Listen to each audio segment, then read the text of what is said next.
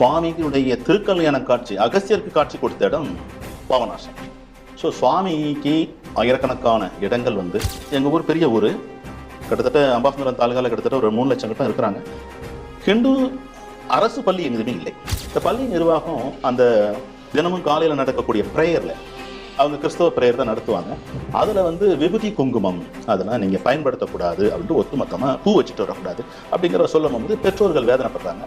அரசு பள்ளி இல்லாதனால நிறைய இந்து குழந்தைகளும் அந்த ஸ்கூல்ல தான் படிக்க வேண்டிய சூழல். அந்த கிராமத்தில் கிறிஸ்தவ 100% இருக்கிறாங்கன்னா வெறும் ஒரு 4% தான் கிறிஸ்தவ மக்கள் இருப்பாங்க. மாவட்ட ஆட்சித்தலைவர் உள்ளூர் விடுமுறை விட்டுருப்பாரு. எங்களுக்கு பார்த்தீங்கன்னா திருநெல்வேலி மாவட்டத்தில் ஆடி தவசுங்கிறது உள்ளூர் விடுமுறை. அது நம்ம போராடி கிடைச்ச வெற்றி. அந்த உள்ளூர் விடுமுறையிலேயே இவங்க என்ன செய்வாங்க, ஸ்பெஷல் கிளாஸ். அந்த சர்ச் திருவிழா நடக்குன்னா இந்த பள்ளியில் இருக்க படிக்கக்கூடிய ஹிந்து குழந்தைகளை அங்க கட்டாயமாக அந்த பிரேயருக்கு அனுப்புவாங்க. ஸ்ரீ டிவி நேயர்களுக்கு வணக்கம். உங்களை எதிர்வினை நிகழ்ச்சியில் சந்திப்பதில் மற்றற்ற மகிழ்ச்சி. இன்னைக்கு ஒரு மிக முக்கியமான ஆளுமையை சந்திக்க இருக்கிறோம். அம்பாசமுத்திரம், அதில் விக்ரமசிங்கபுரம் நகராட்சி, அதற்கு உட்பட்ட அருள்மிகு பாபநாச சுவாமி கோயில் இருக்குது.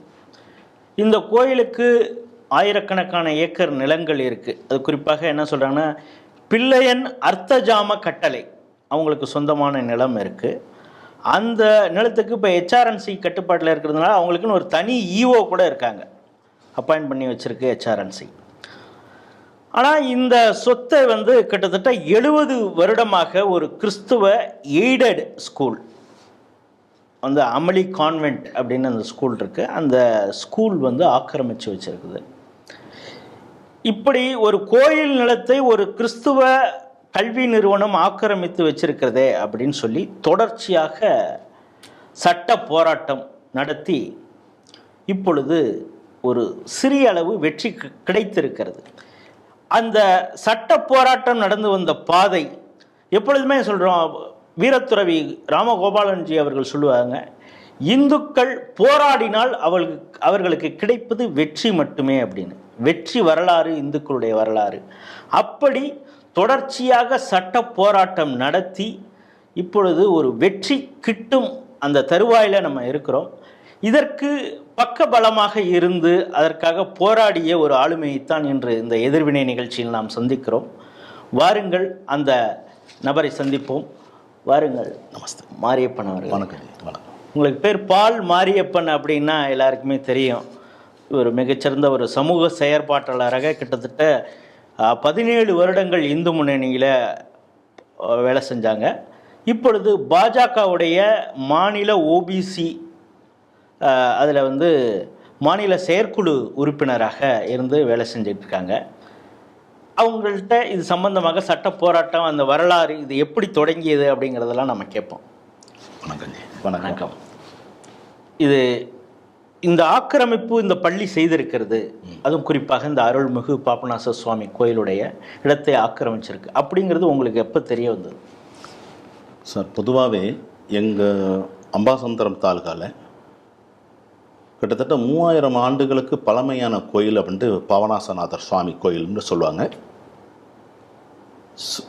சுவாமிகளுடைய திருக்கல்யாண காட்சி, அகஸ்தியருக்கு காட்சி கொடுத்த இடம் பாபநாசம். ஸோ சுவாமிக்கு ஆயிரக்கணக்கான இடங்கள் திருவாவடுதுறை ஆதீனம், பிச்சைக்கட்டளை, இதெல்லாம் ட்ரஸ்ட்டில் அந்த கவர்மெண்டோட இதில் இருந்தாலுமே பிள்ளையங்கட்டளை, பிள்ளையங்கட்டளை அப்படிங்கிறது HRNC அறநிலையத்தினுடைய தனி ஆஃபீஸாக அது இயங்கி கொண்டு இருக்கிறது. அதனுடைய நிலங்கள் ஆயிரக்கணக்கான ஏக்கர்கள் நிலங்கள் இருக்குது.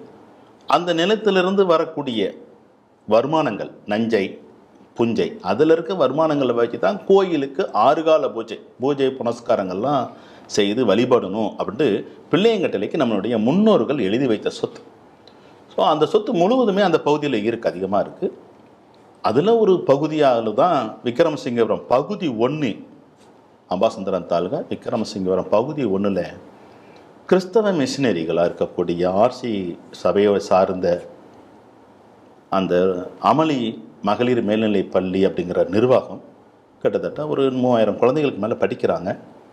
அதில் ஒரு 500-800 குழந்தைகளுக்கு மேலே ஹாஸ்டல் அப்படின்ட்டு போர்டிங் அப்படின்ட்டு சொல்லி 2 பிரிவாக வச்சு கல்வி தொண்டு நிறுவனம் அப்படிங்கிற பெயரில் கல்வி கொடுத்துட்ருக்குறாங்க. அது கவர்மெண்ட் எய்டு ஸ்கூல்.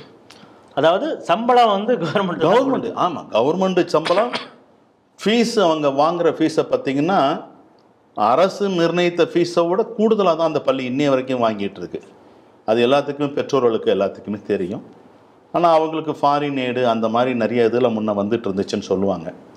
இப்போ இந்த பள்ளி நிர்வாகம் வந்து ஒட்டுமொத்தமாகவே எங்கள் பகுதியில் பார்த்திங்கன்னா முழுக்க அதாவது எங்கள் ஊர் பெரிய ஊர், கிட்டத்தட்ட அம்பாசந்தரம் தாலுகாவில் கிட்டத்தட்ட ஒரு 3 லட்சம் கிட்ட இருக்கிறாங்க. ஹிந்து அரசு பள்ளி எங்கேயுமே இல்லை. அரசு பள்ளி அப்படின்னா பார்த்திங்கன்னா அம்பாசந்தரத்தில் ஒரு மகளிர் பள்ளி இருக்குது. அதுக்கப்புறம் தீர்த்தபதி அப்படிங்கிற ஒரு ஸ்கூல், கவர்மெண்ட் ஸ்கூல் இருக்குது. மற்றபடி எல்லாம் பார்த்திங்கன்னா எஸ்டி சென்ட் மேரிஸ் ஸ்கூலு, சேனை தலைவர், அப்படி கிறிஸ்தவ மிஷினரிகளுக்கு சார்ந்த கல்வி நிறுவனங்கள் அதிகம். அதாவது 3 லட்சம் மக்கள் தொகை இருக்கக்கூடிய ஊரில் வந்து பார்த்தீங்கன்னா அரசு பள்ளிங்கிறது அப்படிங்கிறது 2 இருக்கு. சேரன் மகாதேவியில் ஒரு பெரியார் ஸ்கூல்னு ஒன்று இருக்கு. மற்றெல்லாம் ஹிந்து தொடக்கப்பள்ளிகள் தொடக்கப்பள்ளியாவே கூரையாவே ஓடாவே நசுங்கிக்கிட்டு இடிஞ்சிக்கிட்டு இருக்கு. ஆனால் கவர்மெண்ட் எய்டஸ் இருக்கக்கூடிய கிறிஸ்தவ மிஷினரி ஸ்கூல் அதிகமாக இருக்கு. அதில் ஒரு பள்ளி நிர்வாகம் தான் இந்த கத்தோலிக்க சபையை சார்ந்த கன்னியாஸ்திரிகள் நடத்தக்கூடிய ஸ்கூல் தான் இந்த ஸ்கூல். இவங்க எப்படி இந்த பார்த்தீங்கன்னா அவங்களுடைய சொல்கிறத பார்த்தீங்கன்னா 1941 அந்த பள்ளி இயங்குவதாக சொல்கிறாங்க. அந்த பள்ளி நிர்வாகம் எப்படி அப்படின்னா முழுக்க ஹிந்து தர்மத்துக்கு, சனாதன தர்மத்துக்கும் ஆன்மீகத்துக்கும் எதிராகவே தான் ஆதியிலிருந்து இப்போ வரைக்கும் செயல்படுவதாக பொதுமக்கள் முழுக்க பேசுகிறாங்க. அப்படி இருக்கக்கூடிய காலகட்டத்தில் 1996 அப்படிங்கிறதுலாம் பார்த்தீங்கன்னா நான் வந்து 1993 ஆர்எஸ்எஸ் இயக்கத்தில் இருந்து 96, 97 வந்து விக்ரமசிங்கபுரம் பாரதிய ஜனதா கட்சியினுடைய நகர துணைத் தலைவராக இருந்துட்டு இருக்கக்கூடிய காலகட்டத்தில் இந்த பள்ளி நிர்வாகம் அந்த தினமும் காலையில் நடக்கக்கூடிய ப்ரேயரில் அவங்க கிறிஸ்தவ ப்ரேயர் தான் நடத்துவாங்க. அதில் வந்து விபூதி குங்குமம் அதெல்லாம் நீங்கள் பயன்படுத்தக்கூடாது அப்படின்ட்டு ஒட்டுமொத்தமாக பூ வச்சுட்டு வரக்கூடாது அப்படிங்கிற சொல்லும் போது பெற்றோர்கள் வேதனைப்படுறாங்க. அதை கண்டித்து அப்போ நாங்கள் வந்து பாரதிய ஜனதா கட்சியில் இருக்கக்கூடிய அந்த காலகட்டத்தில் நாங்கள் அந்த பள்ளி நிர்வாகத்தினுடைய செயலை கண்டித்து ஒரு தட்டிப்போடு எழுதி வச்சோம். அதாவது அங்கே அரசு பள்ளி இல்லாதனால நிறைய இந்து குழந்தைகளும் அந்த ஸ்கூலில் தான் படிக்க வேண்டிய சூழல். அந்த கிராமத்தில் கிறிஸ்தவ 100% இருக்கிறாங்கன்னா வெறும் ஒரு 4% தான் கிறிஸ்தவ மக்கள் இருப்பாங்க. அவ்வளோ பெரிய கிறிஸ்தவ ஊர்லாம் கிடையாது. இவங்க வந்து ஒரு காலகட்டத்தில் என்ன செஞ்சாங்கன்னா ஒரு கல்வியை கொடுக்குற மாதிரிக்கு வந்தாங்க, ஒரு மருத்துவ சேவை செய்தாங்க. இப்போ அந்த மருத்துவமனைலாம் போயிட்டு அதெல்லாம் கிட்டத்தட்ட அந்த அந்த அவங்கெல்லாம் ஒரு பெரிய ஆஸ்பத்திரி வச்சுருந்தாங்க. கவர்மெண்ட் ஜிஹெச் மாதிரிலாம் ஒரு பெரிய இதெல்லாம் வச்சு எல்லாம் பண்ணாங்க. காலப்போக்கில் அதனுடைய ஊழல்கள் பெரிய லெவலில் எதுவும் நடந்திருக்கும், அது போயிருக்கும் பொழுது இருக்கு. பள்ளி வந்து முழுக்க ஹிந்து பிள்ளைகள் தான் படிக்கிறாங்க. 1% 2% தான் கிறிஸ்தவ இஸ்லாமிய குழந்தைகள் படிக்கலாம். அப்படி இருக்கக்கூடிய நேரத்தில் இந்த ஒரு மத வன்மம் அப்படிங்கிற பேச்சு வந்து விழுந்தது. இப்போ பெற்றோர்கள் வந்து எங்ககிட்ட சொல்லவும் நாங்கள் அரசுக்கு கவனத்துக்கு கொண்டு வந்தோம். அரசு எப்பொழுதுமே செவி சாய்க்காமல் இருந்ததுனால நாங்கள் தட்டி போட்டு வச்சுருந்தோம். அந்த தட்டி போடு மறுநாள் காலையில் பார்க்குறோம் காணோம். அப்புறம் மீண்டும் எங்கள் பொறுப்பாளர்லாம் போய் காவல் நிலையத்தில் போய் விக்ரமசிங்கபுரம் காவல் நிலையத்தில் கேட்கவும் அந்த பள்ளி நிர்வாகமே காவல் நிலையத்துக்கு ஃபோன் பண்ணுது. நாங்கள் போகிற நேரத்தில் ஐயா இப்படி ஒரு தேவையில்லாமல் இந்து மணி வந்து நினச்சிட்டு ஒரு போர்டு வச்சுருக்குறாங்க அப்படின்னாங்க. ஐயா அவங்க தான் இங்கே வந்திருக்கிறாங்கன்னா அந்த போர்டை வந்து கொடுத்துருவாங்க. இல்லை அவங்க வந்து மன்னிப்பு கேட்கணும் அதே ப்ரேயரில் அப்படின்ட்டு சொன்னோடனே அது மாட்டேன்னு சொன்னாங்க. அப்புறம் நம்ம போராட்டத்தை அறிவிக்கணும். அந்த பள்ளி நிர்வாகம் அந்த சொற்களை வாபஸ் வாங்கினாங்க. அவங்க பேசின சொற்களை வாபஸ் வாங்கினாங்க. அதை விடாமல் மீண்டும் அந்த மத ரீதியான எப்படி அப்படின்னு பார்த்தீங்கன்னா எங்கள் ஊரில் பார்த்தீங்கன்னா ஆடி அமாவாசை, தை அமாவாசை அதெல்லாம் பார்த்தீங்கன்னா எங்கள் ஊரில் பிரதான தொழிற்சாலையாக இருக்கக்கூடிய மஜரா கோட்ஸ், மிகப்பெரிய மஜரா 13,000 பேருக்கு மேலே வேலை பார்க்கக்கூடிய தொழிலாளர்கள் உள்ள பள்ளி அந்த இதே அந்த ஆடி அமாவாசைக்கு ஒரு நாள் லீவ் கொடுப்பாங்க. தனியார் தொழிற்சாலை சித்திரவசுக்கு லீவ் உண்டு. இந்த பள்ளிக்கூடம் எப்பொழுதும் பார்த்தீங்கன்னா ஹிந்து ஃபெஸ்டிவல் எப்பெல்லாம் இருக்கோ அன்னைக்கு இவங்க சிறப்பு வகுப்புன்னு நடத்துவாங்க. Special class.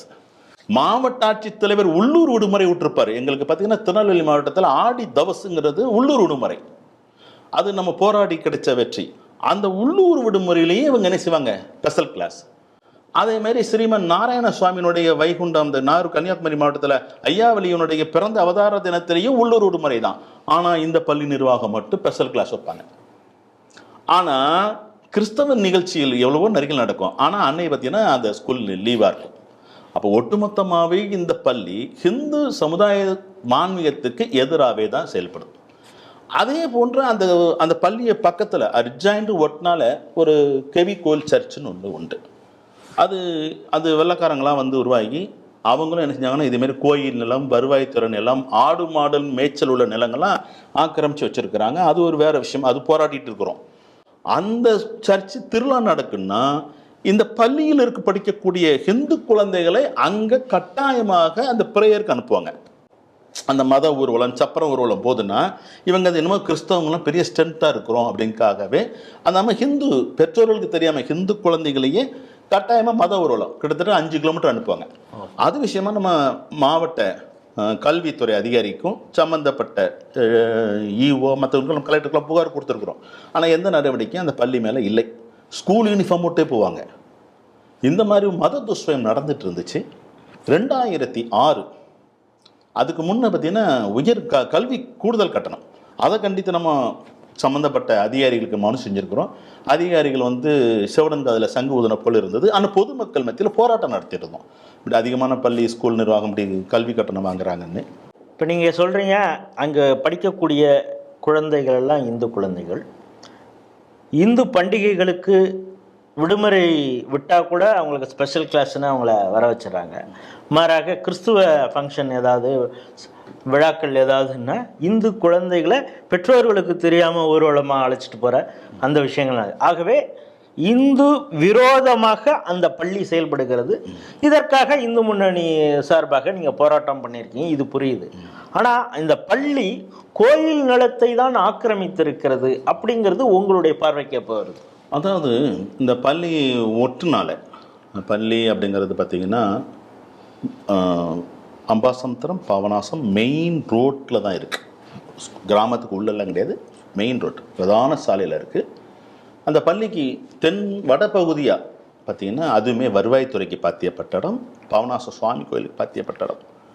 அந்த அந்த இடத்துல பார்த்திங்கன்னா கத்தோலிக்க அந்த ஆர்சி சர்ச் நிர்வாகம் வந்து அந்த ஆக்கிரமிப்பு பண்ணுறாங்க. ஆக்கிரமிப்பு பண்ணுறது எப்படின்னு பார்த்தீங்கன்னா ஆடு மாடு மேய்ச்சல் பகுதி இடம் ப்ளஸ் பாபநாச சுவாமி கோயிலுடைய சப்பரபவனி கிட்டத்தட்ட 1960 சித்திரை மாதம் வரைக்கும் சப்பரம் போயிருக்கு. 1960 வரைக்கும் போயிருக்கு. 60 வரைக்கும் என்ற ரெக்கார்டு இருக்குது, யாரும் மறுக்க முடியாது, ரெஜிஸ்டர் டாக்குமெண்ட்டு. ஸோ இவங்க பள்ளி நிர்வாகம்லாம் பார்த்தீங்கன்னா நாங்கள் 100 வருஷம் எப்பொழுதுமே அவங்க போய் சொல்லுவாங்கள்ல, இந்த அண்ட புழுவை ஆகாச புழுவைங்கிறது எப்பொழுதும் அவங்க வாயில் வரக்கூடியது. 1960 வரைக்கும் சுவாமி சப்பரம் பவனை போனுச்சு. அதில் பற்றி பார்த்திங்கன்னா அதில் நிறைய கல் மண்டபங்கள்லாம் உண்டு. பவனாசங்கல்லேருந்து சுவாமி 10 நாள் திருவிழா நடக்கும். அந்த கல் மண்டபங்களில் தான் சுவாமி தங்கும், அங்கே பூஜை புனஸ்காரங்கள் நடக்கும். அதுக்கப்புறம் அடுத்த மண்டபத்துக்கு போகும். அப்படி ஒரு மண்டபங்களாக இருக்கக்கூடிய இடத்துல இந்த பாதிரி என்ன செய்கிறாங்கன்னா அந்த மண்டபத்தை கைப்பற்றுறாங்க. ஏன்னா நம்ம சர்ச் வச்சுட்டோம், சுற்றி இந்த ஆன்மீகம் ஹிந்து ஆன்மீகம் போனால் அது நம்ம தடையாயிரும் அப்படின்க்காக அவங்களுடைய வன்மத்தை வந்து என்ன செய்கிறாங்க, அதை அந்த மண்டபத்தை என்ன செய்கிறாங்க ஆக்கிரமிக்கிறாங்க. ஆக்கிரமித்து ஒரு முதியோர் இல்லம் அப்படி ஏதாவது ஒரு போலிகளாக பண்ணுறது. அதில் அந்த சுவாமி சப்பரம் போனது வந்து மங்கம்மா சாலை அப்படிங்கிறது ரெக்கார்டு இருக்குது. அந்த ரெக்கார்டுங்கிறது ரெவன்யூவில் வண்டி பாதைன்னு இருக்குது. அதில் 398/2B அப்படிங்கிற ஒரு சர்வே நம்பரை இவங்க என்ன செய்கிறாங்கன்னா அவங்களுக்கு சாதகமான உள்ளாட்சி பிரதிநிதிகள் உருவாகிறாங்க. இந்த நகராட்சி சேர்மன் அப்படிங்கன்னா ஒரு அம்மா இருக்கிறாங்க. அந்த அம்மாக்கெல்லாம் அவங்க வந்த உடனே என்ன செய்கிறாங்கன்னா அதை சுற்றி காம்பவுண்டு கிட்டத்தட்ட ஒரு 5000 நீல இடத்துக்கு என்ன செய்கிறாங்க காம்பவுண்டுகளை போடுறாங்க.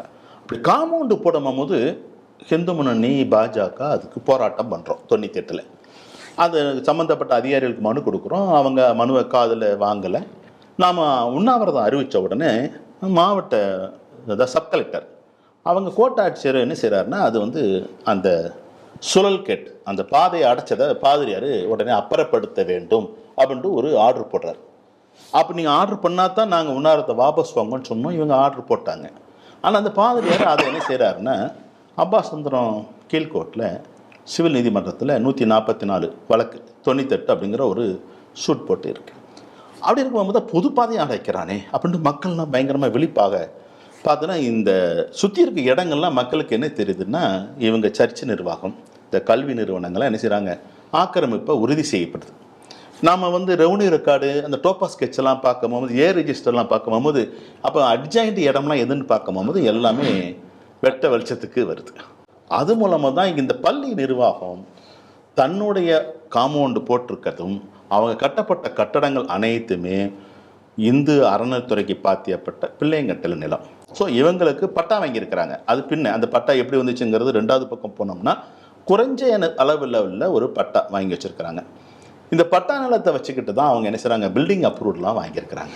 ஆனால் வச்சிருக்கிற நிலங்கள் அனைத்துமே 11 ஏக்கர் நிலம் பவனாச சுவாமி கோயிலுக்கு பாத்தியப்பட்ட பிள்ளையங்கட்டல் நிலம். அப்போ நாம் என்ன செய்கிறோம்னா ஆர்டிஐக்கு போகிறோம். இது எப்படி நமக்கு டாக்குமெண்ட் கிடைக்காது. ஆர்டிஐயில் தகவல் உரிமை சட்டத்தில் 2006 இன்றைய வரைக்கும் அது நகராட்சி, நெடுஞ்சாலைத்துறை, HRNC இப்படி ஒவ்வொரு பொதுப்பணித்துறையிலேருந்து எல்லாத்துக்கும் நம்ம என்ன செய்கிறோம், தகவல் கேட்க அவங்க நமக்கு தகவல் கொடுக்குறாங்க.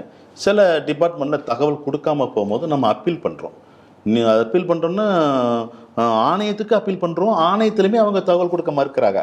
ஆணையம் நமக்கு தகவல் கொடுக்க மாட்டேங்குன்னு சொல்லி நாம் மீண்டும் ஹைகோர்ட்டில் போய் நாடி ஹைகோர்ட் மதுரை உயர்நீதிமன்றம் ஆணையத்துக்கு தீர்ப்பு கொடுக்கு, நீ இத்தனை நாளைக்குள்ள கொடுத்து முடிக்கணும்னு. இப்படி தான் நாம் அந்த பள்ளியினுடைய வரலாறுகள் எப்படி லேண்ட் எப்படி இருக்குது அவங்களுக்கு என்ன ஏதுங்கிறதுக்காக நாம் அந்த நினைச்சோம் சட்ட போராட்டம் மூலமாக அதிகாரிகள்கிட்ட ரெக்கார்டை நீதி அதாவது எப்படி சொல்கிறது அது ரெவன்யூ ரெக்கார்டு எல்லாமே நம்ம ஆர்டிஐயில் கட்ட ரெக்கார்டுகள். அதன் மூலமாக தான் இந்த பள்ளி முழுமையாகவே கோயில் சத்தில் தான் உட்கார்ந்துருக்கு அப்படிங்கிறத நம்ம நினைச்சிடும் உறுதிதம் படுத்துகிறோம். இப்போ நீங்கள் சொல்கிறீங்க ஒரு பெரிய போராட்டம் நடந்தது. காரணம் என்ன, இந்த பள்ளி வந்து பொதுப்பாதையே அது நம்ம பல இடங்களில் பார்த்துருக்குறோம். நம்ம செய்திகள் சிந்தனைகளில் கூட ஸ்டேட் டிவியில் பேசியிருக்கிறாங்க. மயானத்துக்கு அதாவது இந்து மயானத்திற்கு போகிற பாதையே கூட அவங்க அடைச்சி வச்சுக்கிட்டு பண்ணுறதெல்லாம் அந்த பல விஷயங்களை பார்த்துருக்குறோம். இப்போ நீங்கள் எங்கே சொல்கிறீங்க, அங்கே வந்து ஒரு பொதுப்பாதையே அடைத்து அந்த அவங்க ப்ரிமிசஸ் அந்த ஸ்கூல் ப்ரிமிசஸே உள்ளே இருக்குது, சர்ச்சும் இருக்குது அப்படிங்கிறது சொல்கிறீங்க. இப்போ இந்த மக்கள் இதை எதிர்த்து போராடி இருப்பாங்க. ஆனால் அதுக்கு அட்ஜசன்ட்டில் இன்னொரு பாதையும் இருக்கிறதாகவும் சொல்கிறாங்க. நமக்கு அந்த இதை பார்க்கும் பொழுது தெரியுது. இது எப்படி நடந்திருக்கும்? அதாவது இந்த பள்ளி நிர்வாகம் கட்டப்பட்ட முழுமையான காம்பவுண்டு சவர், அந்த காம்பவுண்டு சவருடைய கீழ்ப்பகுதியாக ஒரு ரோடு போயிட்டுருக்கு, அதாவது உருவாக்குறாங்க. அந்த ரோடு வந்து இவங்க என்ன செய்தாங்கன்னா அது வந்து இவங்க உண்மையிலேயே அந்த பள்ளி நிர்வாகம் அந்த பள்ளி காமர்ஸ்குள்ளே தான் வருவாய் துறைக்குள்ள ரோடு உள்ளே போகுது. அதாவது கவர்மெண்ட் ரோடு ரெவன்யூ ரோடு உள்ளே போயிட்டுருக்கு. அது வண்டி பாதை அப்படிங்கிறது ரெக்கார்டில் இருக்குது. அந்த வண்டி பாதை ரெக்கார்டு இருக்கும் போது இவங்க நாம் இவ்வளோ நெருக்கடி கொடுக்கும் பொழுது இந்த பள்ளி நிர்வாகம் என்ன செய்யுதுன்னா அட்ஜாயிண்ட் போகக்கூடிய ரோடை வந்து நெடுஞ்சாலைத்துறை நெஞ்சிட்டு இருக்க நகராட்சி இதெல்லாம் நெஞ்சிட்டு இருக்கிறாங்க. அதுக்கு பின்னாடி சர்ச்சு, அதாவது ஸ்கூலுக்கு வடபுறத்தில் சர்ச்சே இதே வண்டி பாதையை 1 கிலோமீட்டருக்கு மறித்து வச்சிருக்கிறாங்க. சர்ச் நிர்வாகம் இதே சபையை சார்ந்த சர்ச் நிர்வாகம் 1 கிலோமீட்டர் நிலத்துக்கு பாதை அடைச்சிருக்கிறாங்க. அதை நம்ம போராட்டம் பண்ணோம். அதுக்கப்புறம் நம்ம இந்த டோபாஸ் கிச்சை பார்க்கும்போது தான் இவங்களும் அதையே பாதை இணைஞ்சிருக்கிறாங்க, உள்ள காம்பவுண்டுக்குள்ளே இருக்கு. அப்போ ஆல்ரெடி பழங்கி கொண்டு இருக்கும்ல வாகன போக்குவரத்து நடந்துட்டு இருக்குல்ல, அந்த பாதை வந்து அறநிலைத்துறைக்கு பாத்தியப்பட்ட நிலம், அதாவது இந்த பிள்ளையங்கட்டலுக்குள்ள நிலம். ஸோ இவங்க என்ன செய்கிறாங்கன்னா பிள்ளைங்கட்டில் நிலமாக இருக்கும் போது நாம் நெடுஞ்சாலைத்துறைக்கு ஆர்டிஐயில் கேள்வி கேட்குறோம், சம்மந்தப்பட்ட அதிகாரிக்கு மனு அனுப்புகிறோம். எப்படி நீங்கள் பிள்ளைங்கட்டில் நிலத்தில் ரோடு போட அனுமதிச்சிங்க? அப்போ பிள்ளைங்கட்டிலுக்கு தீர்வை செலுத்துறீங்களா, வாடகை செலுத்துறீங்களா? உங்களுக்கு ரோடு இல்லைன்னா நீங்கள் இந்த வாடகை செலுத்தி அரசு பணத்தை வீணாக்கலாம். ஆல்ரெடி உங்கள்கிட்ட ரோடு இருக்கு, அப்படி ரோடு இருக்கும் போது நீங்கள் எப்படி HRNC லேண்டுக்குள்ளே போக முடியும் அப்படின்ட்டு சொன்ன கேள்விக்கு அவங்களால பதில் சொல்ல முடியல. இன்றைய வரைக்கும் அந்த பழங்கி கொண்டிருக்கிற பாதையை நெடுஞ்சாலைத்துறை வந்து என்ன செய்யலை, எந்த ஒரு தாரையோ மண்ணையோ போட முடியாத சூழ்நிலை. காரணம் என்னன்னா நாம் நெருக்கடி கொடுக்குறோம் சட்ட போராட்டத்தின் மூலமாக. அப்போ ரோடு எங்கே இருக்குது, ஸ்கூலுக்குள்ளே இருக்குது. அப்போ இந்த ரோடை என்ன செய்கிறாங்க அப்படின்னா இவங்க வந்து அரசியல் பலத்தில் பலுவாக இருப்பாங்க. அரசு அரசியல் பலம் எல்லா பலத்துலையும், அதாவது இந்த பலம் பணபலம் இது எல்லாம் வந்து என்ன செய்யுதுன்னா மாவட்ட ஆட்சியரையே மயக்க வைக்கும். அப்போ அவர் என்ன செய்கிறாரு, அந்த மாவட்ட ஆட்சியர் என்ன செய்கிறாருன்னா, வண்டி பாதை இருக்குல்ல, இந்த வண்டி பாதை நம்ம என்ன செய்யலாம், இந்த பள்ளிக்கே நாம் என்ன செய்யலாம், லீஸுக்கு கொடுக்கலாமே. அப்ப ஆக்கிரமித்த நிலத்தையே இதே பள்ளிக்கு என்ன செய்யறாங்க, வாடகை கொடுக்கலாமே அப்படின்ட்டு வாடகையும் என்ன செய்யறாரு, அவர் நிறைய பண்றாரு. சட்டவிரோதத்தை லீகலா பண்றாரு. அது நம்ம அரசு நம்ம ஆர்டிஐல கேள்வி கேட்கும் போது அந்த தகவல் நமக்கு வரவும் அது எப்படி பண்ண முடியும்? வருவாய்த்துறைக்கு, அதாவது அரசு இடத்தை எப்படி ஒருத்தன் ஆக்கிரமிச்சிருந்தான்னா, அது ஆக்கிரமிப்பு ஒரு பாவப்பட்டவனுக்குன்னா, வீடு இல்லாதவன் ஒரு ஆக்கிரமிச்சு உட்காந்துருக்கான சட்டம் சொல்லுது ஒரு 2 சென்ட் இடம் அவனுக்கு இலவச வீட்டுமனை பட்டா கொடுக்கலாம்னு சொல்லலாம். இவன் பொது பாதையை ஆக்கிரமிச்சிருக்கிறாங்க, ஒரு பெரிய கல்வி நிறுவனம், எப்படி இவங்களுக்கு கொடுக்க முடியும் அப்படின்னு நாம நீதிமன்றத்துக்கு போனோம். மதுரை நீதிமன்றத்துக்கு போய் அவருடைய உத்தரவை ரத்தும் பண்ணி வச்சிருக்கிறோம். எதுக்கு? இந்த பாதையவே நினைச்சிருக்க ஆக்கிரமிச்ச பாதையை நாம் நீதிமன்றத்தின் மூலமா நாடி அந்த இது அரசுக்கு மாவட்ட ஆட்சியர் கொடுத்த உத்தரவு செல்லாது, அவருடைய பரிந்துரை செல்லாது, நீதிமன்றமே சொல்லுது. அதுக்கப்புறம் பள்ளிக்கு நெருக்கடி கடுமையாக வந்துட்டு இருக்கு. அப்போ என்ன செய்ய முடியும்? அப்போ நாம் என்ன சொல்கிறோம்? கோயில் நிலத்தை ஆக்கிரமிச்சிருக்கீங்க, வண்டி பாதை ரெவன்யூ பாதையை ஆக்கிரமிச்சிருக்கீங்க, நீங்கள் மட்டும் இல்லை பள்ளி நிர்வாகம் ஆக்கிரமிச்சிருக்கு, அடுத்தால இருக்கக்கூடிய சர்ச் நிர்வாகம் ஆக்கிரமிச்சிருக்கு. இது தொடர்ந்து இன்றைய வரைக்கும் அங்கே இருக்கக்கூடிய பொதுமக்கள் போராடி கொண்டிருக்கிறார்கள். இந்த அமளி கான்வென்ட் 98லேருந்து இந்து விரோத செயல்பாடில் ஈடுபட்டிருக்கு. அதை வைத்து இந்து முன்னணி, பாரதிய ஜனதா கட்சி போராட்டம், பிறகு அந்த ஸ்கூலுடைய பேக்ரவுண்டெல்லாம் உங்களுக்கு தெரிய வரும் பொழுது ஆர்டிஐலாம் போட்டு பல விஷயங்கள் பண்ணுறீங்க. ஆனால் நீங்கள் போராடுவது இந்து முன்னணி சார்பாக போராடுவது அப்படிங்கிறதையும் தாண்டி இந்த கோயிலுக்கு பாத்தியப்பட்ட இடத்தை இந்த கிறிஸ்துவ மிஷனரிகள் ஆக்கிரமிச்சிருக்காங்க அப்படிங்கிறது தான். இப்போ நீங்கள் காட்டக்கூடிய அதே வேகம் HRNC காட்டியதா? நம்பர் 1. இப்பொழுது அந்த கோயில் அந்த சம்மந்தப்பட்ட அந்த இடத்த இவங்க இது பண்ணியிருக்காங்க. அது வந்து விவசாய நிலம் அப்படின்னு சொல்கிறாங்க. அது குத்தகையும் அந்த கல்வி நிறுவனம் கொடுத்துக்கிட்டு இருக்கு அப்படின்னு அவங்க என்ன சொல்கிறாங்க, இது விவசாய நிலமாக இருக்கிறதுனால நாங்கள் பெரிய அளவு விவசாய பர்பஸுக்கு தான் பயன்படுத்துகிறோம், கொஞ்சம் அளவு தான் பில்டிங் கட்டியிருக்கோம் அப்படிங்கிறதும் அந்த அவங்க கோர்ட்டில் கொடுத்த அந்த அபிடவிட்டில் இருக்கிறதாகவும் நம்ம பார்க்குறோம். இதை நீங்கள் எப்படி சேலஞ்ச் பண்ணியிருக்கீங்க? அதாவது கோயில் நிலம் அப்படிங்கிறது அரசு பிள்ளைங்கட்டளைக்கு கொண்டு போனதே நாம தான். ஏன்னா அவங்களுக்கு ஆயிரக்கணக்கான நிலங்கள் இருக்குது, எதிலிருந்து வருமானம் வரும் அதை வாயில் அள்ளி போடலாம் அப்படிங்கிறது அவங்களுடைய குறிக்கோளை தவிர கோயில் சொத்து எங்கெல்லாம் இருக்குங்கிறதுனா அவங்களுக்கு இன்னைய வரைக்கும் தெரியாது. எந்த அதிகாரியுமே இன்னும் முன்னிச்சையில் முழுமையாக சர்வே பண்ணி தன்னுடைய நிலங்களை இன்னைய வரைக்கும் அறநிலைத்துறை எடுக்கவே இல்லை. இப்போ நீங்கள் என்ன சொல்றீங்க, இதுக்காகவே தனி ஈஓ இருந்தும் கூட அவங்க பெரிய இருந்து ரெவன்யூவில் சர்வே பண்ணி அந்த இடத்த இதுதான் எங்களுக்குள்ள லேண்டு இவ்வளோ ஏக்கர் இருக்குது அப்படிங்கிறத அவங்க இன்னைய வரைக்கும் கல் போட முடியல. அந்த டெனண்ட்டுகளை இன்னும் கண்டுபிடிக்க முடியாமல் திறனற்ற ஒரு அறநிலைத்துறை இருக்குது. டெனண்டே யாருன்னே தெரியாது. அப்போ இந்த ஸ்கூல் நிர்வாகம் டெனண்டா இல்லை முழுமையான சொத்தா அப்படின்னு அவனுக்கே தெரியாது. ஏன்னா அவன் போனோம்னா இவங்க அவ்வளோ அதிகாரம் அவ்வளோ பலம் இருக்குது. நாம் ஆர்டிஐ மூலமாக சில நண்பர்கள் மூலமாக எனக்கு தெரிஞ்ச நண்பர்கள் மூலம் நாம் ஒரே தபாலாக போடாமல் பல தபால்களை போட்டு அந்த மூலமாக நம்ம சேகரிக்கப்பட்டதுக்கு அப்புறம் தான் தெரியுது, ஓ இது நம்ம நிலம் புழுக்க இருக்கு, அவங்க ஆக்கிரமிச்சிருக்காங்க புழுக்க இருக்குன்னு சொல்கிறாங்க அப்படின்ட்டு. உடனே அரசு அந்த அரசியல் பலத்தை பயன்படுத்தி 96க்கு அவங்க என்ன செய்கிறாங்க, ரெஜிஸ்டர் பண்ணுறாங்க. இது நஞ்சை நிலமா புஞ்சை நிலமா அப்படின்ட்டு அவனுக்கு தெரியாதுல்ல. நாம் புஞ்சை சர்வே நம்பர்லாம் சொன்ன உடனே என்ன செய்கிறாங்க, நம்ம கம்ப்யூட்டர் பட்டா எல்லாமே ஈஸியாக வருது, எல்லாம் பார்த்த உடனே அவங்க என்ன செய்கிறாங்க, ஒரு குத்தகை வருடாந்திர குத்தகை தான் போடுறாங்க. அப்போ விவசாய நிலத்தில் ஆர்டிக்கல் இது என்ன சொல்லுது, HRNC என்னதுன்னா விவசாய நிலத்தில் கட்டுமானங்கள் ஒரு செங்கலை கூட நம்ம எடுத்து வைக்கக்கூடாதுன்னு சொல்லுது. அந்த மண் எப்படி இருக்கோ பூமி அந்த சமப்படுத்த கூட சொல்லாதுன்னு சொல்லக்கூடாது. புல் தரையாவோ மேடாவோ இருந்தால் ஒன்றும் செய்யக்கூடாது. இன்னொன்று, இந்த ஆண்டு அந்த விவசாய நிலத்தில் நான் காணம் போட்டிருக்கிறேன் அப்படின்ட்டு நம்ம சொன்னோம்னா அடுத்த ஆண்டு நான் காணம் போடலை எள்ளு விதைக்க போறேன் அப்படின்ட்டு நான் முடிவு எடுத்தாலும் என்னால் அது எடுக்கக்கூடிய அதிகாரம் கிடையாது. அதுவுமே அந்த ஈவோ தான் கொடுக்கணும். இந்த தடவை நான் எள்ளு போட்டேன், எனக்கு நஷ்டம் வந்துட்டு, நான் அடுத்த ஆண்டு நான் காணம் போடேன். இது ஆர்டிகிள் இருக்கு, HRNC ஆக்ட்ல இருக்கு. ஒரு பயிரை மாற்றினாலும் கூட அந்த பிள்ளைங்கட்டில் ஈவோவோ சம்மந்தப்பட்ட அறநிலைத்துறை ஈவோ தான் சொல்லணும். இது சட்டம் சொல்லுது. அப்படி இருக்கும் போது இந்த லேண்டையே நீ சுற்றி பார்க்க வரல, லேண்டை ஆக்கிரமிப்பாளர் யாருன்னு தெரியல. அவங்க முழுமையாகவே சொல்கிறாங்க 41 வருஷத்துக்கு முன்னே நாங்கள் கெட்டிட்டோம், 1941 பில்டிங் இருக்குன்னு சொல்கிறாங்க.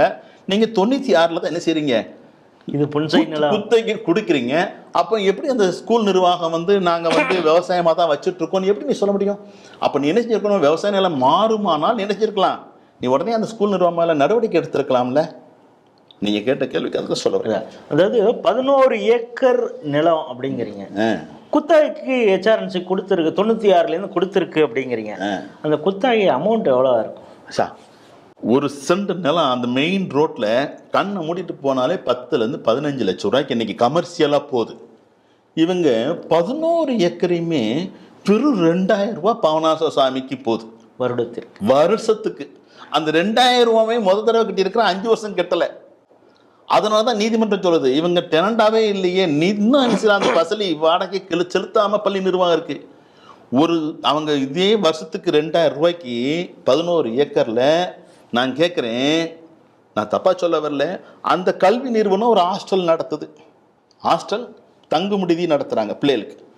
வருடத்திற்கு எவ்வளோ சம்பளம் வந்து ஒரு பிள்ளைக்கு வாங்குறாங்க? 5000 ரூபா வாங்குறாங்க. ஒரு பிள்ளைக்கு சோறு போடுறதுக்கு 3 நேரம் சோறு போடுறதுக்கு எத்தனைக்கு எத்தனை 10 ரூமுக்கு அவங்க வாடகை நிர்ணயம் பண்ணது எவ்வளவு? 5000 ஒரு பிள்ளைக்கு வாங்குறாங்கன்னா 11 ஏக்கர் உள்ள இடத்துல பிள்ளைகளை பூரா தங்க வச்சு படிக்க வச்சு நீங்க என்ன செஞ்சீங்க? இவங்க விவசாயம் பார்க்கலை, மத துஷ்வம்ங்கிற ஒரு விஷத்தை பரப்பி இருக்கிறாங்க. அது விவசாயம் மாறுது. இந்துக்களுக்கு எதிரான விவசாயம் பார்த்தாங்க, வேற ஒன்றும் கிடையாது. விவசாயம்லாம் இல்லை. 2006 தொடர்ச்சியாக நீங்கள் ஆர்டிஐ போடுறீங்க, பல துறைகளுக்கு கேள்வி கேட்குறீங்க. ஒரு சில துறை உங்களுக்கு பதில் சொல்லுது, சில விஷயங்கள் பதில் உங்களுக்கு கிடைக்க மாட்டேங்குது. அதனால் ஆணையத்திற்கு போகிறீங்க, ஆணையத்திலேருந்தும் பதில் வரல. திரும்ப கோர்ட்டு ஆணையத்துக்கு டைரக்ஷன் கொடுக்கணும்னு வழக்கு தொடுக்கிறீங்க. பிறகு அவருங்க கேட்ட பிறகு உங்களுக்கு ஒரு ஆணையம் பதில் கொடுக்குது. அப்போது தான் இவங்க ஆக்கிரமிச்சிருக்காங்கன்னு. HRNC இது அவங்களுடைய இன்வால்மெண்ட் என்னவா இருந்தது? இப்போ அவங்க என்ன சொல்கிறாங்கன்னா, நான் ஏற்கனவே சொன்னது மாதிரி சில இதில் நாங்கள் அனுமதி வாங்கி கொண்டு தான் நாங்கள் கட்டிடமே கட்டியிருக்கிறோம் அப்படின்னு. இந்த HRNCக்கும் இந்த ஸ்கூலுக்குமான அந்த ஏதாவது வழக்கு எப்படி போனது, இல்லை அதில் சமாதான பேச்சுவார்த்தைங்கிறது மாதிரி உங்களை கூப்பிட்டு பேசுனாங்களா? அதுக்கான இது ஏதாவது நடந்ததா? அதாவது அறநிலைத்துறை தன்னுடைய முழு அதிகாரம் அவங்ககிட்ட இருக்கு. எந்த ஒரு ஆக்கிரமிப்பாளராக இருந்தாலும் 78 ஆக்ட் படி அவங்க நடவடிக்கை எடுக்க அதிகாரம் இருக்கு. அது வலிமை உள்ளவனும் வலிமையானவனையுமே ஆக்கிரமிப்பாளர் அப்படின்ட்டு உறுதி செய்யப்படுமானால் ஆக்கிரமிப்பாளர்கிட்டையும் மனுவை பெற்றுக்கொண்டு அரசுமே அந்த வருவாய் அந்த ரெவன்யூட்டையும் வருவாய் ஆவணங்களை பெற்றுக்கொண்டு நீதிமன்றமே தலையிடாத அளவுக்கு 78 ஆக்ட் இருக்கு. அந்த ஆக்டை முழுமையாகவே இந்து அறநிலைத்துறை இணை ஆணையர் பயன்படுத்தினதே இல்லை. உத்தரவுகளை வேணால் பறக்கலாமே தவிர, ஆனால் நடவடிக்கை எடுக்க அவங்கள்ட்ட முதுகில் தெம்பு இல்லை. அப்படி இல்லாத பொழுது இவங்க என்ன செய்கிறாங்க அப்படின்னா, அந்த அறநிலைத்துறை சில அரசியல் நிர்பந்தம் நெருக்கடிகள்லாம் அவங்களுக்கும் அரசியல் நெருக்கம்தான் இருக்க தான் செய்யுது. இன்னைக்கு இருக்கிற அரசியல் கிட்டத்தட்ட 40 ஆண்டு காலம் இந்த திராவிட ஆட்சி காலத்தில் என்றுமே முழுமையாக அரசு இயந்திரம் செயல்பட்டதாக இல்லை. எல்லாம் அரசியல் நெருக்கடியில் என்ன செய்கிறாங்கன்னா, அந்த பள்ளி நிர்வாகத்துக்கு ஏதோ லாபங்களை பெற்றுக்கொண்டு யாரு இந்த அறநிலைத்துறையோ இல்லை அரசியல் துறையோ ஏதோ பள்ளி நிர்வாகத்திட்ட ஏதாவது கையூட்டுகளோ ஏதோ ஒன்று பெற்றுக்கலாம். பெற்கப்பே தான் என்ன செய்கிறாங்கன்னா, அந்த பள்ளி நிர்வாகம் ஆக்கிரமிப்பாளர்னு தெரிந்தும் அந்த பள்ளி டெனண்ட் குத்தகைதாரருக்கு மீண்டும் அதே நிலத்தை மீண்டும் என்ன செய்யலாம், சட்டம் மீறின போராட்டத்துக்கு, அதாவது சட்ட மீறலுக்கு அவங்க பண்ணிட்டாங்க. விவசாய நிலத்தை கட்டுமான பணிகளாக பண்ணியாச்சு. அங்கே சிலுவை மத வழிபாடு அடையாளங்கள்லாம் இருக்கு. அறநிலைத்துறை நிலையத்தில் எந்த ஒரு சிலுவையோ சுருதியோ அந்த உருவங்கள், அதாவது அந்த மாதா சுருவங்கள் அந்த மாதிரிலாம் எதுவுமே கோயில் நிலையில் இருக்கக்கூடாது. அங்கே அனைத்து அங்கே இருக்கு, ப்ரேயர் நடந்துட்டு இருக்கு, வழிபாடு நடக்கு. இது அனைத்துமே அறநிலைத்துறைக்கு, இந்த அறநிலைத்துறைக்கு எதிரான அது வழிபாடு தரம். ஒரு ஸ்கூல் மட்டுமல்ல, அனைத்துமே அங்கே இருக்கு. அப்படி இருக்கும் பொழுது அந்த அறநிலைத்துறை ஆணையர் என்ன செய்கிறாருன்னா, நாம் சட்ட போராட்டத்தின் அரசுக்கு தபால்லாம் எழுதுனதுக்கு அப்புறம் நெருக்கடி கொடுக்கவும் அவர் கமிஷனருக்கு ஒரு ஃபார்வர்டு மெசேஜ் கொடுக்குறார், லெட்டர் அனுப்புகிறார். அதாவது ஜாயின்ட் கமிஷனருக்கு அனுப்புகிறார். ஆமாம், ஆணையரின் அவருக்கு என்ன செய்யறாங்கன்னா, மீண்டும் இந்த பள்ளிக்கே நம்ம என்ன செய்யலாம், இவ்வளவு நல்லா பண்ணுறாங்களா, உங்களுக்கு நம்ம கொடுக்கலாமே அப்படின்ட்டு சொல்கிறார். ஸோ அவர் என்ன செய்கிறாரு, அப்படி கொடுக்கறத நம்ம என்ன செய்கிறோம், மீண்டும் ஆர்டிஐலேயே இந்த கேள்வி கேட்குறோம், அவங்களும் பதில் கொடுக்குறாங்க. இப்படி ஆணையர் இப்படி கொடுத்துருக்கிறார், இணை ஆணையர் அப்படின்னு சொன்னோடனே ஆணையர் உத்தரவு, ஆணையர் என்ன செய்கிறாருன்னா, அப்படி கொடுக்க ரைட்ஸு கிடையாது அப்படிங்கிறதையும் ஆணையர் சொல்கிறாரு. இந்து சமய அறநிலையத்துறை ஆணையர் சொல்லுது. அப்படி எதுவும் செஞ்சு கொடுத்தாலுமே நாம் 2012 நாம் அதுக்கு வழக்கு போடுறோம். எது இப்படி ஜேசி கொடுத்த உத்தரவு ஆணையருக்கு பரிந்துரை செய்தது தவறு அப்படின்னு நம்ம வழக்கு கொடுக்க போய் ஆணையருக்கு கோர்ட்டில் கேட்கும்போது நாங்கள் அப்படி கொடுக்க மாட்டோம், அப்படி கொடுக்கறதுக்கான வழிவகைகள் அங்கே இல்லை அப்படிங்கிறது ஆணையர் சொல்ல வருவோம். அப்போ என்ன செஞ்சுருக்கணும், அதுக்கப்புறம் நடவடிக்கை எடுக்கணும். அப்புறம் 2013 நாம் நீதிமன்றத்துக்கு 12 போனதுக்கு அப்புறம் 2013 ஜேசி என்ன செய்கிறாருன்னா, அந்த இணை ஆணையர் அந்த 78 எடுக்கிற மாணிக்கு ஒரு தபால் அனுப்புகிறார். எங்க பள்ளி நிர்வாகத்துக்கு நாங்கள் நடவடிக்கை எடுக்க போகிறோம். அதான் அவங்களுக்கு ஒரு அலர்ட் கொடுக்குறாரு, நீ அடுத்த கட்டம் ஏதாவது நாங்கள் வந்து பூனையாக இருந்தவன் புலியாக மாறிட்டோம், நாங்கள் இருந்தவன் பூனையாக இருந்தவன் புலியாக மாறிட்டோம், நீங்கள்லாம் என்ன செஞ்சுக்கோங்க, தங்களை பாதுகாத்து கொள்ளுங்கள் அப்படின்ட்டு ஒரு வேஷத்தை போட்டு போகிறாங்க. அவங்களுக்கு நோட்டீஸ் கொடுக்குறாங்க. வருவாய்த்துறைக்கு என்ன செய்கிறாங்க, நாங்கள் இத்தனாம் தேதி ஸ்கூலில் என்ன செய்ய போகிறோம், கையகப்படுத்த போகிறோம். காவல்துறைக்கு அதனுடைய ப்ரொசீஜர்லாம் அனுப்புகிறாங்க. அது ஒரு கொலுசு. நான் ஒன்று அடிக்கிற மனைக்கு அடிக்க போகிறேன், நீ என்ன செஞ்சுக்கணும், நீ என் மேலே அழுதுட்டு நீ என்ன அடிச்சிடணும் அப்படிங்கிறதுக்காக பள்ளி நிர்வாகம் எல்லாம் சேர்ந்த ஒரு அரசியல் நாடகம். என்ன நடக்கு, அந்த நோட்டீஸை பள்ளி நிர்வாகம் பெற்றுக்கொண்டு அவங்க நீதிமன்றத்துக்கு வராங்க. எங்களுக்கு ஆணையர் வந்து இப்படி நடவடிக்கை எடுக்கிறாரு, நாங்கள் கிட்டத்தட்ட இப்படி அவங்க எப்பொழுதுமே நீலி கண்ணீர் வடித்த மாதிரிக்கு நாங்கள் ஜபத்தில் இருக்கோம், மக்களுக்கு ஜெபம் பண்ணுறோம், மக்களுக்கு அது பண்ணுறோம், கல்வி கொடுக்கும், இலவசம் கொடுக்கும், சோத்தை கொடுக்கும், எல்லாமோ அது ஒரு இது ட்ராமா போட்டு அரசியல்வாதிகளோட நிர்பந்தத்தோடு என்ன செய்கிறாங்க, நீதிமன்றத்துக்கு 2013 போகிறாங்க. ஸோ அந்த 13 போனதுக்கு அப்புறனுடைய தீர்ப்பு தான் 2023 என்ன செய்யுது, வெற்றி செய்தியாகவே நமக்கு கிடைக்கப்படுது. இந்த 2013 ஜேசி இது முதல்ல இது பள்ளிக்கு வந்து நோட்டீஸ் கொடுக்குறாரு, இடிக்க போகிறோன்னு சொன்ன உடனே அவங்க அலர்ட் ஆகிட்டு மதுரை கோர்ட்டுக்கு அவங்க போயாச்சு வழக்கு. ஸோ அமளி பள்ளி கான்வென்ட்டு வெர்சஸ் ஹெச்ஆர்என்சி அதுதான் வழக்கு. அந்த வழக்கில் ஜட்ஜ்மெண்ட்டை என்ன கொடுத்தாங்க, ஏன்னா 13ன்னு சொல்கிறீங்க, இப்போ 23 டிசம்பர் 4 தான் தீர்ப்பு வந்திருக்கு. என்ன அந்த 2013 என்ன தீர்ப்பு சொல்லியிருந்தாங்க? அந்த 2013 என்ன செய்கிறாங்கன்னா, ஆணையருடைய நடவடிக்கை எடுக்கிறத வந்து தடுக்க கோரி பள்ளி நிர்வாகம் என்ன செய்யுது, ஏன்னா பள்ளி நிர்வாகத்துக்கு தான் அந்த நோட்டீஸ் கொடுக்குறாங்க. நம்மளுடைய அழுத்தம், சட்ட போராட்டம் அறநிலைத்துறை தான் நீடிச்சது. அறநிலைத்துறை நடவடிக்கை எடுக்கிற மணிக்கு நடவடிக்கை எடுக்க போகிறேன்னு சொன்னோன்னே அந்த மனுக்களை அவங்க சம்மந்தப்பட்ட பேப்பர்களை எடுத்துக்கொண்டு பள்ளி நிர்வாகம் மதுரை உயர்நீதிமன்ற கிளையில், சென்னை உயர்நீதிமன்ற கிளையில் வழக்கு தாக்கல் பண்ணுறாங்க. எங்களுக்கு இந்த மாதிரி நெருக்கடி கொடுக்குறாங்க, நாங்கள் எந்த சட்ட மீறலும் பண்ணலை அப்படிங்கிறதுக்காக கொடுக்குறாங்க. அதுக்கான நீதிமன்றம் என்ன சொல்லுதுன்னா, ஸ்டேட்டஸ்கோ கொடுக்குறாங்க. இப்போ உள்ள நிலைமை எப்படி பள்ளி இருக்கோ அதே நிலையை நீடிக்க வேண்டும், ஸ்டில் பெண்டிங் அப்படின்னு சொல்லி என்ன செய்யுது, மதுரை உயர்நீதிமன்றம் ஒரு தீர்ப்பு அளிக்கிறாங்க. அது 2013 இருந்து இந்த 10 ஆண்டு காலமும் அதே நிலை நீடித்துட்டு இருக்கு. அதுக்கிடையில் நம்ம போராட்டம், சட்ட போராட்டம், புகார் மனுக்கள், ஆர்டிஐ மனுக்கள், நம்மளுடைய டீம் ஒரு 2 பேர் உட்காந்து என்ன செய்கிறோம், அது வேலை செஞ்சுது. அந்த டீம் வேலை செஞ்சு நாமளும் அதில் முழு கவனமாக போராடி தொடர் சட்ட போராட்டம். இதே நேரத்தில் மக்கள் போராட்டம் நம்ம எடுக்கிறோம். மக்கள் எழுச்சியாக, துண்டு எழுச்சியாகவே அது கையெழுத்து இயக்கமாக பெற்றுக்கொண்டு இந்து முன்னணியிலேருந்து நம்ம கொடுத்துட்டு இருந்து இப்போ கடந்த 5 ஆண்டு காலம் சட்ட போராட்டத்தின் விளைவாக தான் இந்த 2023 என்ன செய்யுது, மதுரை உயர்நீதிமன்றம் நீதிபதிகள் என்ன சொல்கிறாங்கன்னா, 2024 மார்ச்சுக்குள்ள என்ன செய்யணும், பள்ளி நிர்வாகம் அறநிலைத்துறைக்கிட்ட என்ன செய்ய வேண்டும், நிலத்தை முழுமையாக ஒப்படைக்க வேண்டும். அந்த 11 ஏக்கர் நிலத்தையும்.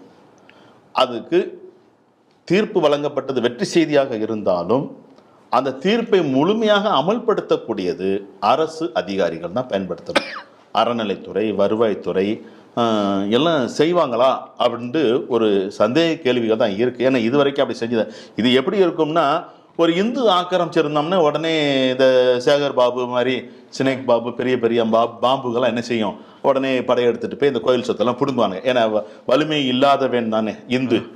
ஆனால் இந்த மாதிரி கிறிஸ்தவ அமைப்புகள், இஸ்லாமிய அமைப்புகள்லாம் தென் மாவட்டங்களில் அனைத்து கோயில் சொத்தில் உட்கார்ந்துருக்கிறாங்க. அதிகாரிகளுக்கு முழுமையாக தெரியும்.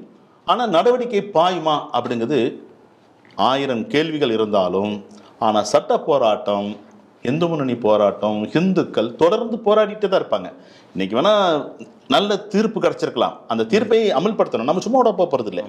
அவங்க எவ்வளவு பணங்களை பெற்றுக்கொண்டு பள்ளிக்கு ஜால்ரா போட்டாலும் போராட்டம் ஒன்று, நீதிமன்றம் தீர்ப்பு கொடுத்துருக்கு, டபுள் பெஞ்சு தீர்ப்பு கொடுத்துருக்கு. அப்போ அந்த தீர்ப்பை அவங்க என்ன செய்யணும், முழுமையாக மதிக்கணும். மதிப்பாங்களா இல்லை மிதிப்பாங்களா அப்படிங்கிறது மக்கள் தான் முடிவு பண்ணணும். அதாவது இங்கே நம்ம சென்னை உயர் நீதிமன்றத்திலே பல முறை நீதியரசர்கள் தங்களுடைய கருத்தாக இது போன்ற சில வழக்குகளில் தீர்ப்பு சொல்லும் பொழுது நாங்கள் தீர்ப்பு சொல்கிறோம், அதை எக்ஸிக்யூட் பண்ணக்கூடிய அதிகாரிகள் செய்வதில்லை. இப்போ சமீபத்தில் கூட நீர்நிலைகள் இல்லை மற்ற துறைகளில் 2-3 விஷயங்களில் ஐஏஎஸ் அதிகாரிகளே கூட இதை இம்ப்ளிமெண்ட் பண்ணலன்னு சொல்லி அவங்க மீது அபராத தொகையெல்லாம் விதிக்கணும் அப்படிங்கிறது மாதிரிலாம் கருத்து சொல்லியிருந்தாங்க. இப்போ நீங்கள் அது மாதிரி சொல்கிறது போல் இங்கே ஹெச்ஆர்என்சி நடவடிக்கை எடுக்குமான்னு தெரில. ஏன்னா சமீபத்தில் தான் ஹெச்ஆர்என்சியுடைய அமைச்சரே கிறிஸ்மஸ் விழாவெல்லாம் கொண்டாடி, அதான் மத நல்லிணக்கத்தை உறுதி செய்வதற்காகவே ஹெச்ஆர்என்சி கிறிஸ்மஸ் விழாவை கொண்டாடுகிறது. அதாவது இதை டைரக்டாகவே ஏன் சொல்ல முடியல அப்படின்னா கூட, ஏன்னா அதில் ஒரு நெளிவு சொல்லி வச்சுருக்காங்க. ஹெச்ஆர்என்சி அமைச்சர் கொண்டாடி இருக்கிறார். அமைச்சர் கொண்டாடினாலே அது அந்த துறை கொண்டாடினதாக தான் அர்த்தம். ஏன்னா அவரே சொல்லியிருக்காரு, உபரி நிதி இருக்குது, அதை வச்சு நாங்கள் என்ன பண்ணுறது அப்படின்னு அமைச்சர் சொல்லியிருக்கிறார். அப்படிப்பட்ட அமைச்சர் கிறிஸ்மஸ் விழாவை எல்லாம் கொண்டாடும் பொழுது கிறிஸ்தவர்கள் ஆக்கிரமித்த இந்த இடத்தை இந்துக்களுக்கு மீட்டு தருவாரா அப்படிங்கிறது ஒரு கேள்வியாக இருக்கிறது. இருந்தாலும் நம்முடைய சட்ட போராட்டம் தொடரும் அப்படின்னு சொல்லியிருக்கீங்க. இப்போ இவ்வளவு சட்ட போராட்டம், அதாவது 98 ஆரம்பித்தது 2023 வரைக்கும், நீங்களே சொன்னீங்க ஒரு muscle power, money power, political power, எல்லா பவரும் இருக்கக்கூடியது மிஷினரி. அப்படின்னா அவங்கள சும்மா விட்டாங்களா இவ்வளோ நாள்?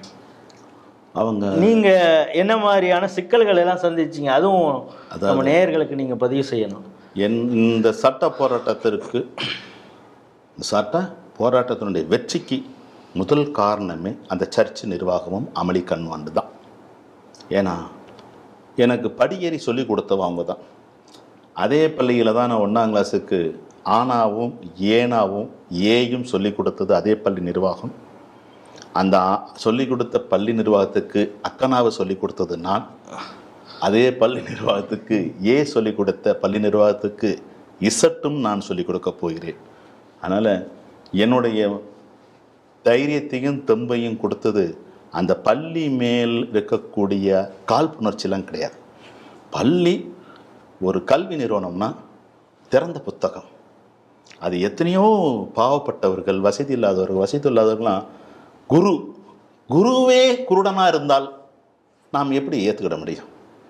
அதற்கு இவ்வளவு அரசியல்கள், நெருக்கடிகள், அரசியல்வாதிகளை நம்பி இந்த பள்ளி வம்பா போயிட்டு தான் என்னுடைய பார்வை. ஏன்னா எப்பொழுதுமே கிறிஸ்தவ மிஷினரிகளுக்கும் இஸ்லாமிய மிஷினரிகளுக்கு பின்னாடி அரசியல், ஓட்டு வங்கிக்காக. அதாவது என்னோட குருநாதர் சொன்ன மணிக்கு, ஒருத்தனுக்கு வயிற்று வலினா நேரம் ஆஸ்பத்திரிக்கு தான் போகணும். அவன் ஒரு மாந்திரவாதியை பார்த்தா என்னத்துக்காகும்? ஏதாவது ஒரு ஜபத்தை பண்ணி திருநாரை போட்டால் என்ன செஞ்சிருவான்? 10 ரூபா 50 ரூபா பிடுங்கியிருப்பான். அதே மாதிரி இவங்களுக்கு வயிற்று வலி சம்மந்தப்பட்ட நிர்வாகத்தை பார்த்துருக்கணும். இவங்க அரசியல்வாதிங்கிற மாந்திரவாதியை பார்த்து இந்த பள்ளி நிர்வாகம் தோந்துட்டு. ஆனால் அந்த அரசியல்வாதிகளுடைய நிர்பந்தம், நெருக்கடிகள் என் மீது நிறைய வழக்குகள். உங்கள் மேலே இது வரைக்கும் எத்தனை வழக்குகள் வந்திருக்கும்? கிட்டத்தட்ட ஒரு 26 எனக்கு ஞாபகம் இருக்கு. 26மே பொது பிரச்சனை, டெம்பிள் பிரச்சனை, ஹிந்து சமுதாயத்துக்கு வரக்கூடிய ஆபத்துகளை துணிவோடு எதிர்த்து போராடக்கூடிய வழக்குகள் அனைத்துமே சட்டத்தின் மூலமாக விடுதலை பெற்று கொண்டு வந்தார். எதுவுமே எனக்கு நிறைய போட்டிருக்கிறாங்க. ஒரு குளத்தை தீய வச்சேன்னு சொல்லி கேசப்பட்டாங்க, கல்றையை உடைச்சேன்னு கொண்டு போட்டாங்க. அதான் இந்த பள்ளி நிர்வாகமே பாண்டுத தூண்டுதல் தான். ஏன்னா மசூதியெல்லாம் அந்த இது அடக்கம் பண்ணி வச்சிருப்பாங்களா, எல்லாம் கடப்பாறை கம்பி தூக்கி வச்சு உடைச்சேன்னாங்க. பாதிரியாரே கல்லை கொண்டு உடைச்சேன்னு சொன்னாங்க. நிறைய வழக்குகள் நிறைய. அதாவது இவங்களுக்கு யாரெல்லாம் இவங்களுக்கு அந்த வழக்குகளை துணையப்படுமோ அதெல்லாம் இவங்க சார்ந்த அதிகாரிகளை தான் இருப்பாங்க. ஆனால் அனைத்துமே என் மீதும் எங்களுடைய இயக்க பொறுப்பாளர்கள், இந்த ஸ்கூலு சர்ச்சுக்காக நாங்கள் போராடி இருப்போம்ல, எல்லாருமேலேயும் வழக்குகள். ஏன் மாவட்ட ஆட்சித்தலைவரே வழக்கு போடுறாரு. என்னைக்கு பணியை ரொம்ப இது பண்ணிட்டாங்க அப்படின்னு மாவட்ட ஆட்சித்தலைவரே கேஸ் போடுறாரு எங்க கூட சேர்ந்த பொறுப்பாளருக்கு மேலே. பிஜேபியினுடைய பணி செய்ய விடாம தடுத்ததான்னு அவர் மன உளைச்சல் ஏற்படுத்தணும் மனைக்கு அப்படின்னு சொல்லிலாம் வழக்கெல்லாம் போட்டாங்க. இது இந்த போராட்டத்துக்கு துணையா இருந்த பிஜேபியினுடைய சிறுபான்மை அணியில் இருக்கக்கூடிய பொறுப்பாளர் மேலே கேஸு. அதனால ஏன் அப்படின்னா அந்த பயங்காட்டுறது. இதே பள்ளி நிர்வாகம் நான் என் மேலே நோட்டீஸ் விட்டாங்க. நீங்கள் பள்ளி அவமதிக்கிறீங்க, அது நற்பேருக்கு கேடு வரைக்கீங்கன்னு சொல்லி 25 லட்ச ரூபா கேட்டு எனக்கு நோட்டீஸ் அனுப்புனாங்க. நானே அன்னக்காவடி என் மேலே 25 லட்சம் ரூபான்னா அப்போ எவ்வளவு பணம் வச்சுருப்பாங்க? அப்போ அந்த அதிகார பலத்துக்கு நாம் அதுக்கு பதில் கொடுத்துருக்குறோம்.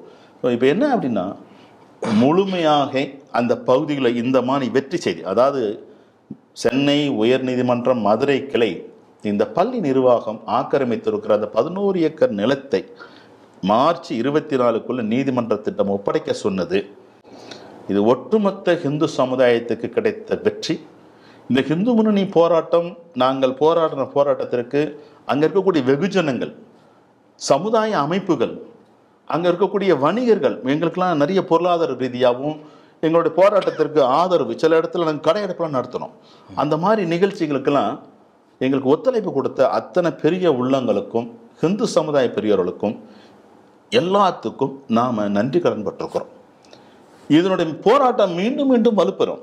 ஏன்னா இந்த பள்ளி நிர்வாகம் மட்டும் இந்த சொத்தை ஆக்கிரமிச்சிருக்குது ஒரு பக்கம், இது அடுத்தால இருக்கக்கூடிய சர்ச் நிர்வாகம் இருக்கு. அவங்க பார்த்தீங்கன்னா கிட்டத்தட்ட 15 ஏக்கர் வச்சிருக்கிறாங்க. அதில் ஒரு 390ங்கிற ஒரு சர்வே நம்பர் பட்டா வாங்கி வச்சிருக்கிறாங்க அந்த சர்ச் நிர்வாகம். அது போலி பட்டான்னு சொன்னது தாசில்தார் தான் சொல்லியிருக்கார், ரெக்கார்ட் இருக்கு, நீதிமன்றத்தில் சொல்லியிருக்கார். அது எப்படி பட்டா மாறிச்சு அப்படிங்கிறத மீண்டும் அந்த சர்ச்சும் முழுமையாக சட்ட போராட்டத்தின் மூலமாக நீதிமன்றமே அதை அப்புறப்படுத்துவதற்கான வாய்ப்புகள் அதிகமாக இருக்கு.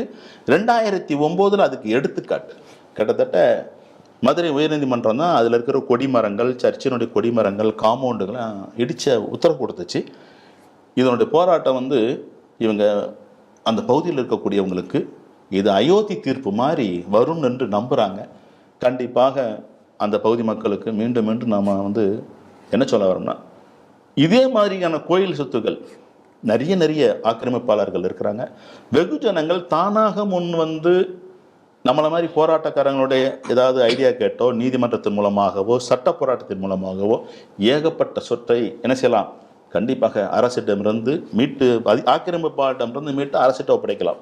கோபால்ஜி சொன்ன மணிக்கு ஒவ்வொரு போராட்டமே அது வெற்றி போராட்டம் தான் அப்படிங்கிறது என்னுடைய நிறைவாகவும் ஆசையாகவும் இருக்குது.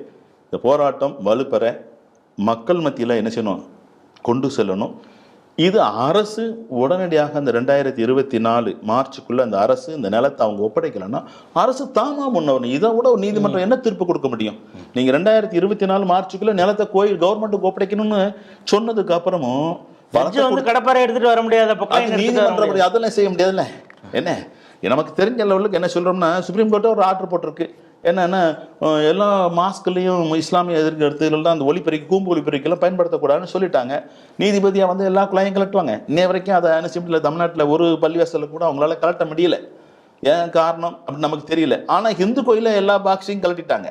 சின்ன சின்ன ஸ்பீக்கர் பாக்ஸ் அங்கே சொல்லியிருக்கிறாங்க. அதனால் இந்த அரசு இருக்கும் வரைக்கும் எங்களுக்கு ஒன்றும் பிரச்சனை இல்லை. ஏன்னா இவ அப்பா காலத்துலேருந்தே போராடிட்டு இருக்கிறோம். என்ன அவர் மகன் சொன்ன மனைக்கு உங்கள் ஐயா விட்டு சொத்தா, எங்கள் அப்பா விட்டு சொத்தா இல்லை, ஐயா தாத்தா காலத்துலேருந்தே சொத்துக்காக போராடிட்டு இருக்கிறோம். அதனால் அது கருணாநிதி, ஸ்டாலின், அது மூணு அடுத்த தடவை உதயநிதி தலையெழுத்து முதலமைச்சராக இருந்தாலும் கூட அந்த கோயிலை கண்டிப்பாகவும் சர்ச்சி சொத்தையும் அமளி ஸ்கூல் ஆக்கிரமிச்ச சொத்துக்களை கண்டிப்பாக சட்டத்தின் மூலமாக மீட்கப்படும் என்பது உறுதி. நம்ம பார்த்துருப்போம், இந்த திராவிட மாடல் அரசு ஆன்மீக புரட்சி அரசு அப்படின்னு அடிச்சு விடு பாபு அப்பப்போ சொல்லுவார். அதுக்கு காரணமாக அவர் சொல்கிறது கிட்டத்தட்ட 5000 கோடி மதிப்புள்ள சொத்துக்களை எல்லாம் இந்த அரசு ஆட்சிக்கு வந்த பிறகு மீட்டு இருக்கிறது அப்படின்னு நம்ம பலமுறை சொல்லியிருக்கிறோம். வெள்ளை அறிக்கையாக நீங்கள் கொடுங்க, யார்கிட்டேருந்து மீட்டிங்க அப்படின்னு சொல்லுங்கன்னு. அதுக்காக அவர் காஃபி டேபிள் புக்கெல்லாம் போட்டு ஸ்டாலினை வித்தெல்லாம் அவர் வெளியிட்டார். நாம் கேட்டது போல் வெள்ளை அறிக்கை கொடுக்க முடியாதுன்னு கூட அவர் சொல்லிட்டார். காரணம், இது போன்ற கிறிஸ்தவ மிஷினரிகள் பல ஆக்கிரமிப்புகள் இருக்கிறது, இஸ்லாமியர்களுடைய ஆக்கிரமிப்பு இருக்கிறது என்று தெரிந்ததுனால தான் அவர் அந்த வெள்ளை அறிக்கை கொடுக்க மாட்டேன் அப்படின்னு அவர் சொல்லியிருக்கிறதே தெரியுது. இன்னொன்று, இவங்கள்ட்டேருந்தும் அவர் மீட்டு இருப்பாராங்கிறதும் ஒரு சந்தேகம் தான். ஏன்னா இப்பொழுது நீதிமன்ற தீர்ப்பே வந்திருக்கிறது. இவங்க எந்த அளவுக்கு எக்ஸிக்யூட் பண்ண போகிறாங்கன்னு தெரில. மேபி அவங்களுக்கு லாங் ரோப் கொடுப்பாங்க. அந்த கிறிஸ்துவ அமைப்புக்கு மேல் நடவடிக்கை நீங்கள் எடுங்க, சுப்ரீம் கோர்ட்டுக்கு போங்க, அதுக்கு வேண்டுமானால் நாங்கள் சட்ட உதவி வேணாலும் செய்கிறோம். ஏன்னா அவர்களை பாதுகாப்பதற்காகவே இந்த மைனாரிட்டி கமிஷனுக்கு தலைவராக அதுவும் உங்கள் ஊர் சேர்ந்த பீட்டர் அல்போன்ஸ் தான் அவங்க நியமித்திருக்கிறார்கள். இதை காப்பதற்காக தான். ஏன்னா அவர் ஒரு தனியார் இடத்துல நாங்கள் ஏதாவது சர்ச்சு கட்டணும்னா மாஸ்க் கட்டணும்னா அதுக்கு வந்து ரெவென்யூ டிபார்ட்மெண்ட் எந்த தடைக்கல்லும் இருக்கக்கூடாது, அதை இந்த அரசு உறுதி செய்ய வேண்டும் என்று தொடர்ச்சியாக இந்த அரசுக்கு அழுத்தமும் கோரிக்கையும் வைத்து கொண்டு இருக்கிறத பார்க்குறோம். ஆகவே ஹெச்ஆர்என்சி எந்த அளவிற்கு நடவடிக்கை எடுக்கப் போகிறது என்று தெரியவில்லை. ஏன்னா இந்த வழக்கு முழுக்கவே ஹெச்ஆர்என்சியை பால் மாரியப்பன் போன்றவர்கள் அழுத்தம் கொடுத்து இந்த வழக்கை அவங்கள நடத்த வச்சிருக்காங்க. தே ஃபோர்ஸ் டு ஆக்ட் அப்படிங்கிறது மாதிரி தான் கொண்டு சேர்த்திருக்கிறார்கள். உங்களுக்கு மிகவும் ஆதரவாக நீதிமன்றத்தில் வழக்கறிஞர்கள்லாம் வாதாடி இருக்கிறார்கள். எந்த ஒரு பிரதிபலனையும் எதிர்பாராமல் நீங்கள் தர்மத்திற்காக போராடினீர்கள், அதனால் உங்களுக்காக அவர்களும் பக்க துணை இருந்தார்கள், அவர்களை வந்து ஸ்ரீ டிவி பாராட்டுகிறது அப்படின்னு நம்ம நேயர்களுக்கு ஒரு செய்தி இதன் மூலம் நமக்கு சொல்லணும்னு ஆசை. ஏன்னா ஒவ்வொரு முறையும் செய்திகள் சிந்தனைகளில் நம்ம பல விஷயங்கள் இந்து முன்னணி நடத்தக்கூடிய போராட்டங்கள், அதில் கிடைக்கக்கூடிய ரிசல்ட், இதை பற்றிலாம் பேசுவோம். ஒரு சில இடங்களில் போராட்டங்கள் நடத்துவாங்க. நீங்கள் சும்மா போராட்டம் நடத்துகிறீங்க, why don't they go to high court, கோர்ட்டில் நீங்கள் வந்து கேஸ் ஃபைல் பண்ணலாமே, போராடலாமே, என்னென்னமோலாம் கமெண்ட்லாம் போடுவாங்க. நீங்கள் பாருங்கள், ஒரு இந்த அருள்மிகு பாபநாச சுவாமி கோயில் அந்த சொத்து நிலத்திற்காக 98லிருந்து 2023 வரை ஒரு மனிதர் போராடி வருகின்றிருக்கிறார் சட்ட போராட்டத்தை. இப்படி தன்னலம் கருதாமல் இந்த தர்மத்திற்காக போராடியவர்கள் பலர் இருக்கிறார்கள். அப்படிப்பட்டவர்களை உருவாக்கித்தான் வீரத்துறவி ராமகோபாலன் சென்றிருக்கிறார். தொடர்ந்து அவர்கள் போராடுவார்கள், தர்மத்திற்காக போராடுவார்கள். அவர்களுக்கு ஜஸ்ட் கமெண்ட் மட்டும் போடாமல் அவர்களுக்கு ஏதோ ஒரு வகையில் இந்த இந்து சமுதாயமும் அவர்களுக்கு உதவ வேண்டும் அப்படிங்கிற ஒரு கோரிக்கை ஸ்ரீ டிவி வாயிலாக வைத்துக்கொண்டு இந்த நிகழ்ச்சியை நிறைவு செய்கிறேன். நன்றி, வணக்கம். நன்றி, வணக்கம்.